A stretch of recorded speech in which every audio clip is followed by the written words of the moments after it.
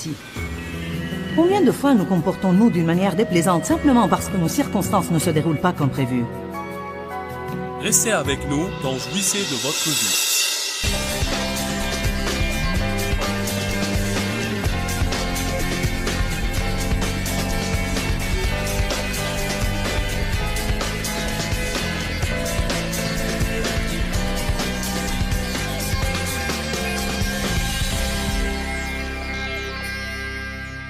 « 2 Timothée 2. Ce matin, je veux parler des fondations de la paix. J'ai commencé en fait une série intitulée « Avez-vous une fissure dans vos fondations ?» Et cette série parle de l'importance des choses fondamentales et dit qu'il y a certaines choses que nous devons redresser dans notre vie avant de pouvoir bâtir cette grande maison. La maison de la victoire, de la prospérité, de la guérison, la maison du ministère, appelez-la comme vous voulez.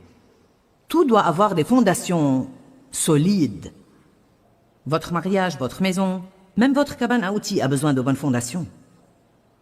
Vous comprenez aujourd'hui qu'une chose sans fondation sera branlante, faible et instable. La Bible dit de bâtir votre maison sur le roc, non sur le sable, sinon chaque tempête qui vient la fera tomber. Les gens ne s'intéressent pas aux fondations. Tout le monde veut voir la maison. Et les chrétiens aussi. Ils ne veulent pas prendre le temps de laisser Dieu bâtir de solides fondations dans leur vie. Ils veulent tout de suite faire une grande chose, avoir une grande chose. Vous n'allez pas avoir une puissance dans votre vie si vous ne restez pas dans la paix. Je vous le dis, s'il y a une chose que Satan essaye de nous voler et de façon régulière, c'est notre paix. Ayez une révélation ce matin. Le diable œuvre sans arrêt dans la vie de tout le monde pour essayer de leur voler leur paix, car il sait que s'il n'y a pas de paix, il n'y a pas de force. S'il n'y a pas de paix, il n'y a pas de force. Dans Jacques, la Bible dit que vous devez être en paix avec Dieu, en paix avec vous-même et en paix avec vos semblables. Si vous avez été déçu par Dieu, il n'a pas exaucé votre demande, vous avez perdu un enfant et vous êtes confus,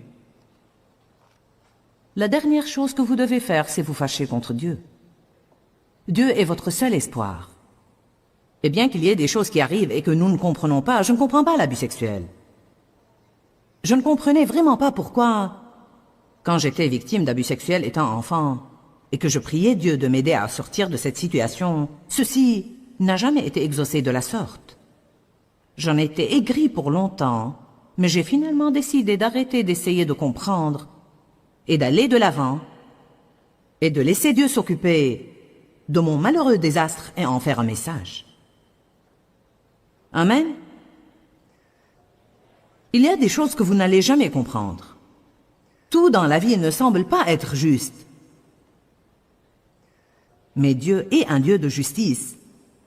Et cela veut dire qu'en fin de compte et finalement, il redresse toutes les choses. Dans Ésaïe 61, il dit que Dieu nous donne une récompense redoublée au lieu de notre honte. Dieu m'a récompensé plus que je ne l'aurais jamais imaginé. Des problèmes, de la douleur, du mal et de la honte que j'ai enduré. Je dis souvent ça et je le pense. Je ne sais pas comment vous l'expliquer, mais d'une manière ou d'une autre, je sens que bien que ce qui m'était arrivé était horrible, ma vie dans l'ensemble a pris une meilleure tournure à cause de ça. Je ne dis pas que c'était la volonté de Dieu, mais Dieu prend la chose que Satan entend pour le mal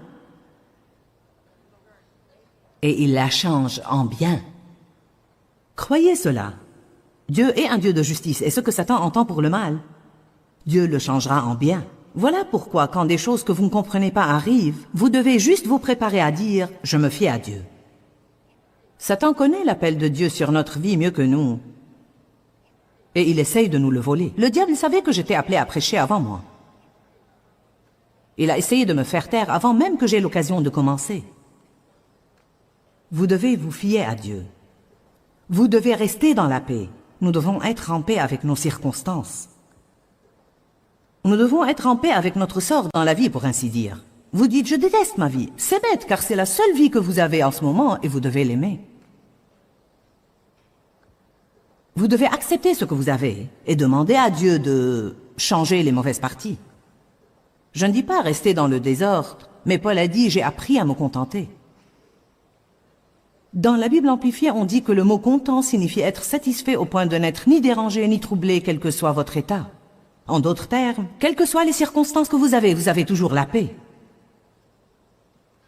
La paix qui surpasse toute intelligence. Nous passons trop de temps à être contrariés, furieux, vexés et frustrés. Nous n'aimons pas conduire dans le trafic.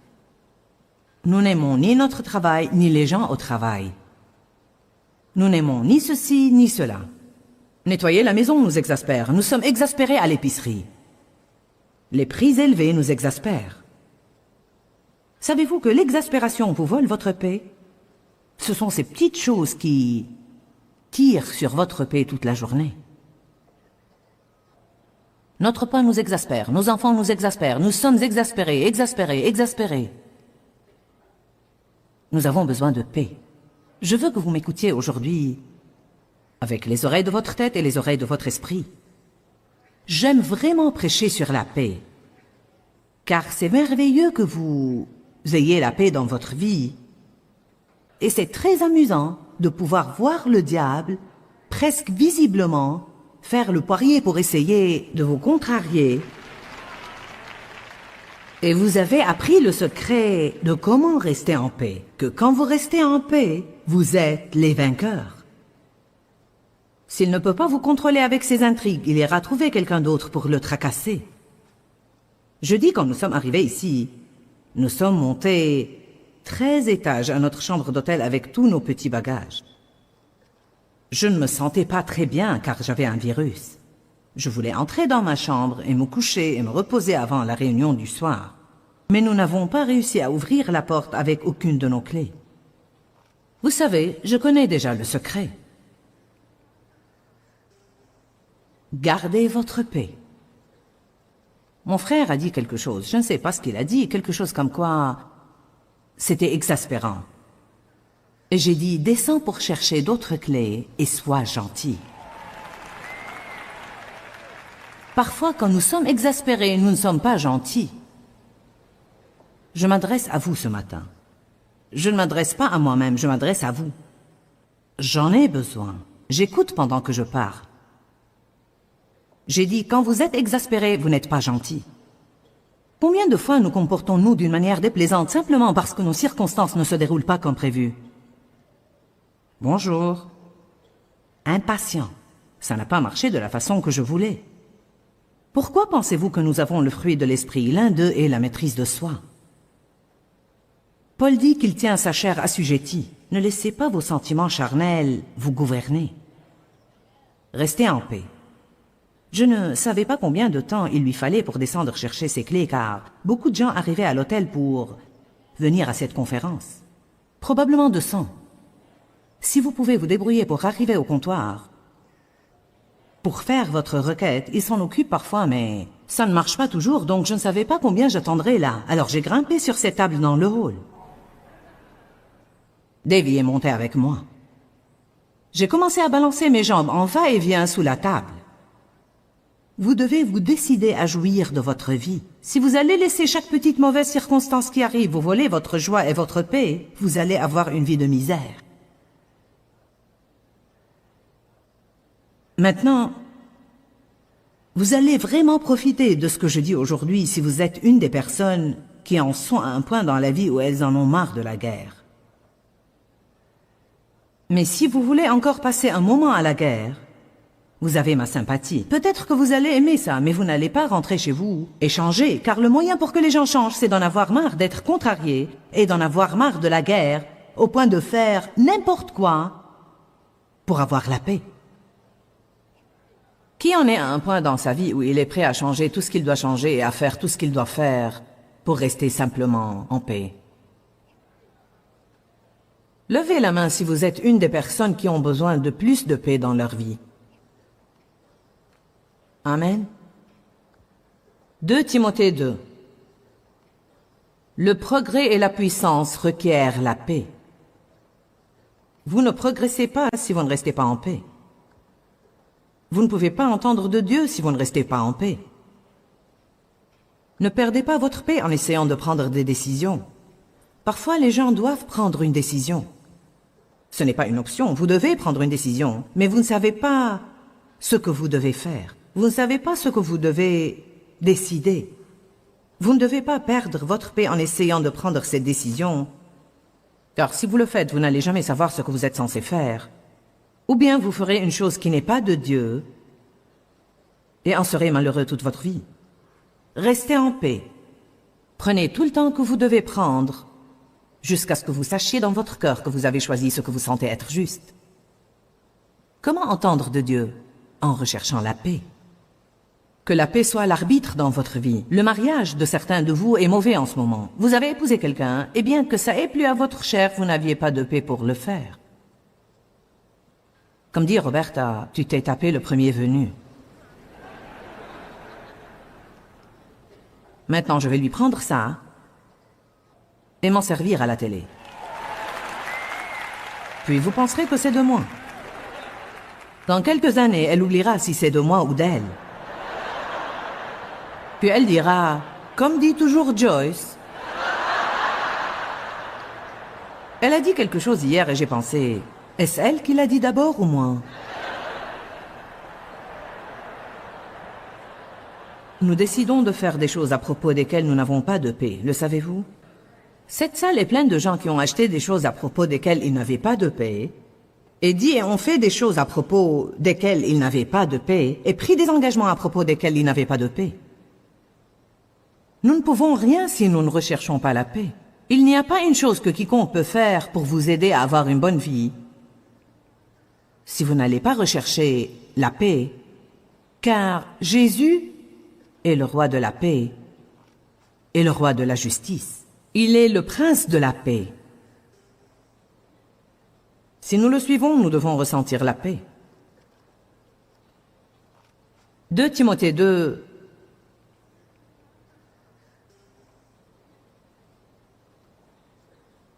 verset 23. Refusez, fermez votre esprit contre. N'ayez rien à voir avec les discussions insignifiantes, mal informées et stupides sur des questions d'ignorants, sachant qu'elles font naître des conflits et engendrent des querelles. Combien de vous ont perdu un jour leur paix dans une conversation stupide? Savez-vous quelle est la solution? Taisez-vous. C'est ça, je ne peux vous dire rien d'autre. Je n'ai pas une baguette magique pour empêcher les gens d'être stupides. Mais quand il est évident que cette conversation devient stupide, ou quand vous parlez et vous ne savez même pas de quoi vous parlez, les bavards aiment juste bavarder. Peu importe s'ils n'en savent rien, ils veulent juste parler. Ceux qui manquent d'assurance, bien des fois, quand ils n'ont pas la réponse à quelque chose, ils vont continuer à parler pour porter les autres à penser qu'ils savent, alors qu'il est évident qu'ils ne savent rien. Je sais maintenant quand quelqu'un fait ça et je voudrais juste lui dire « Tais-toi ». Ce n'est qu'un ronronnement. Personne ne dit rien. Quand allons-nous apprendre ce qu'a dit Jacques? Que votre oui soit oui et que votre non soit non. Ce qu'on y ajoute vient du malin. Nous devons apprendre à donner des réponses franches et simples. Je déteste quand je pose une question et que j'obtiens 10 minutes de quelque chose d'autre et je ne prends jamais de réponse à ma question.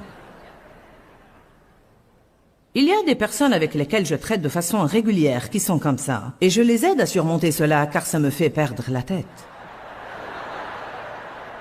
En fait, j'en suis maintenant au point où je les arrête et je dis... j'ai vraiment besoin que tu répondes à ma question. Oh. Attention les bavards.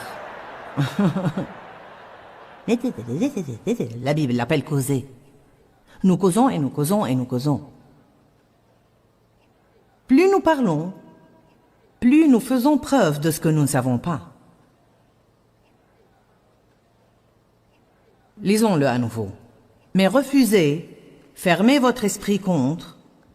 Qu'est-ce que cela veut dire? Cela veut dire, dès que quelque chose de stupide commence, dites-vous dans votre esprit, je ne vais même pas y participer. J'ai déjà fait ça, je ne vais pas y revenir.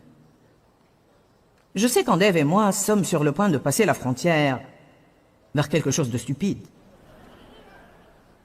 Je le sais. Comme quand nous étions au déjeuner l'autre jour. Et Randy et Roberta avaient cette conversation au sujet de l'hôtel où nous avions logé l'année passée. Qu'est-ce que ça peut faire où nous étions l'année passée? Je m'en fiche. Ça t'intéresse? Moi non. Ça n'intéresse personne. Mais nous en parlons. Ils ont logé ici, non, ils ont logé là-bas. Non, ils ont logé ici, non, là-bas. Je ne sais même pas où j'avais logé, je m'en fiche. Mais ils avaient cette grande conversation à ce sujet. J'ai tapoté le bras de Roberta et j'ai dit, les hommes ont toujours raison, laisse tomber. Les hommes veulent avoir raison à propos de ces trucs. J'ai appris que ça n'a aucune importance. Laisse-les avoir raison. Autrefois, je me disputais avec Dave sur le chemin à prendre pour nous déplacer. Tu prends le mauvais chemin, c'est pas vrai, si c'est vrai, c'est pas vrai, si.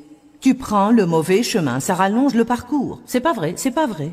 Un jour, le Saint-Esprit m'a dit, Joyce, laisse l'homme prendre le chemin qu'il veut prendre. N'en fais pas toute une histoire.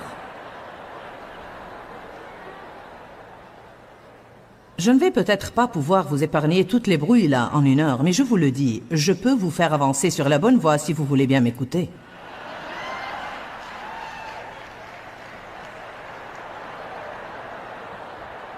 Taisez-vous.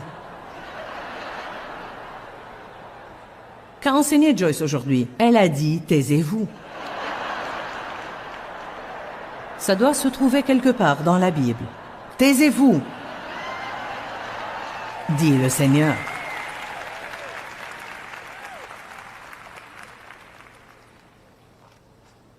La Bible dit, les gros désastres sont déclenchés par ce petit membre du corps nommé la langue.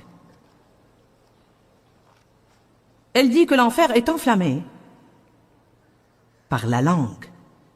Comprenez cela, l'enfer se déchaîne dans le mariage des gens. Parfois les gens disent, mon Dieu, j'ai l'impression que tout l'enfer se déchaîne dans ma vie. Bien, posez-vous la question, où est-ce que ça a commencé? Souvent vous allez trouver, ça a commencé par une conversation stupide. S-T-U-U-U-P-I-D-E, stupide.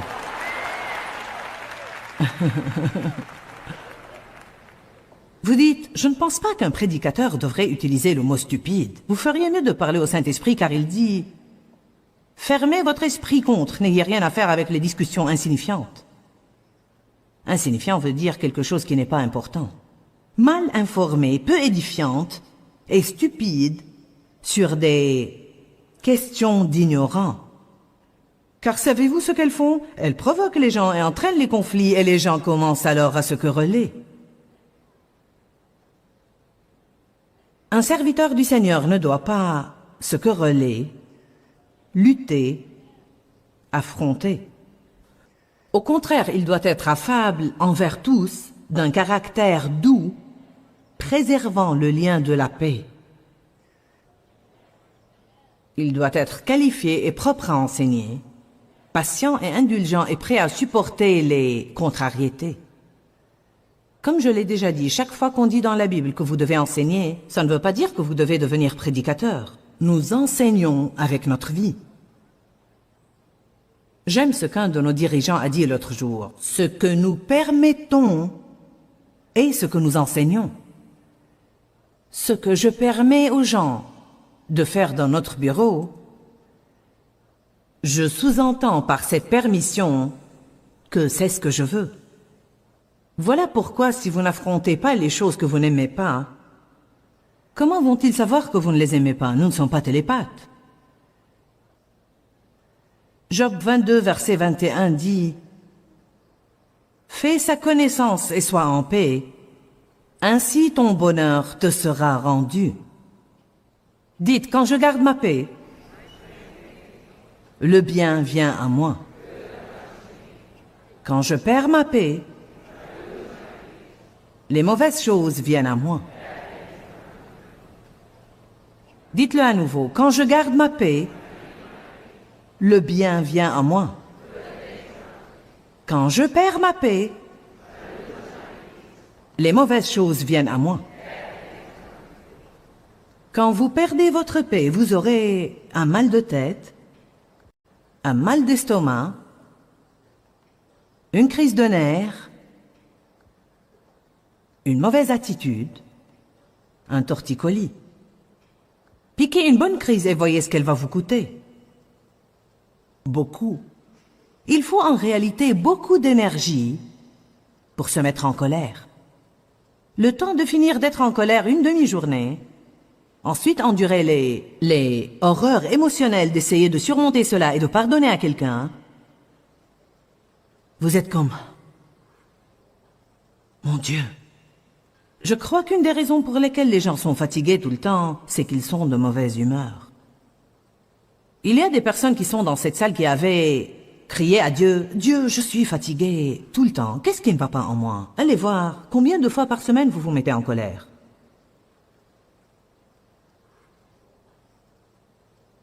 Vous souriez si joliment, vous avez tous l'air si innocents. Vous vous dites, « Je me demande à qui elle s'adresse. » Qui se met en colère plus de 10 fois par semaine?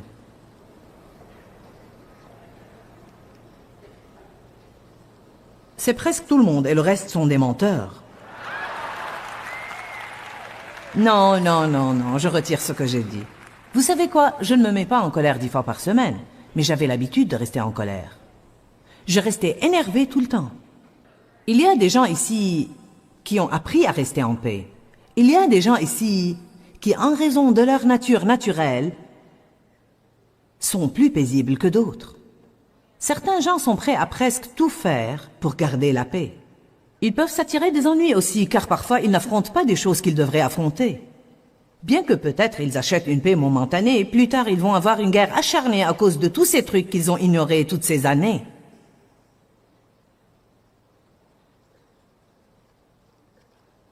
Nous devons savoir affronter quand il le faut et pourtant rester en paix. M'avez-vous entendu? Nous devons savoir affronter quand il faut et pourtant rester en paix. 1 Pierre, chapitre 3. La paix est une chose fondamentale. Vous n'avez pas à essayer de bâtir un grand ministère avant d'avoir la paix dans votre vie. Versets 10 et 11.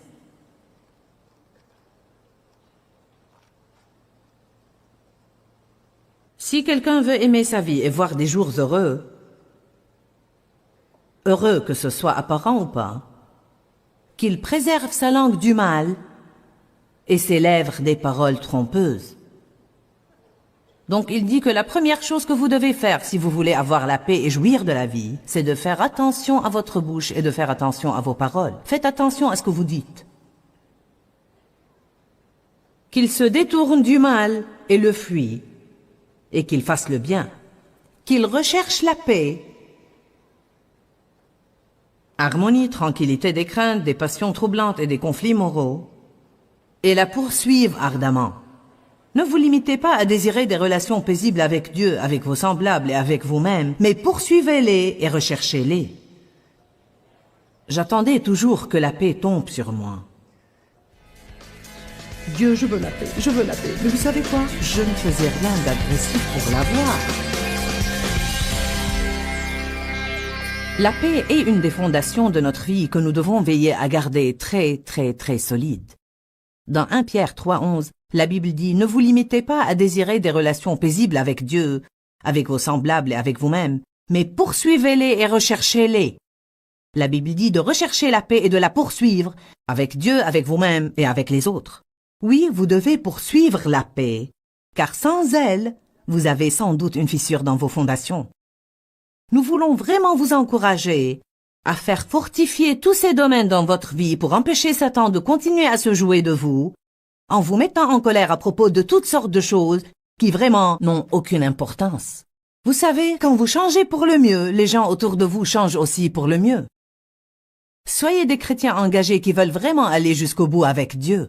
Ne craignez pas les choses les plus profondes en Dieu. Trouvez s'il y a quelque chose dans vos fondations qui présente peut-être une faiblesse ou une fissure à laquelle vous devez faire attention. Regardez notre programme régulièrement car il va vous aider à changer. Et n'oubliez pas qu'il y a la vie dans la parole. Que Dieu vous bénisse. Quand, Seigneur, quand? Dans ce livret, Joyce Meyer vous apprend à faire confiance au temps de Dieu. Pour obtenir ce livret gratuitement, écrivez-nous à Joyce Meyer, boîte postale 40095-6300, Larnaca, Chypre. Ou bien visitez notre site web www.joycemeyer.org/fr.